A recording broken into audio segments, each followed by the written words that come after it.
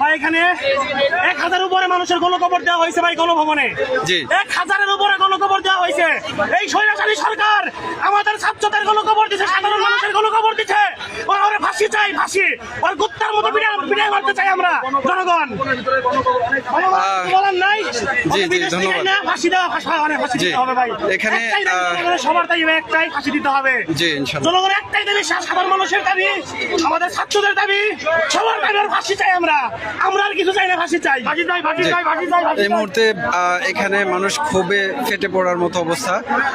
প্রচুর গণকবরের সন্দেহ করা হচ্ছে এখানে গণভবনের সামনেই ভেতরে। তো এখান থেকে প্রচুর গন্ধ বেরোচ্ছে।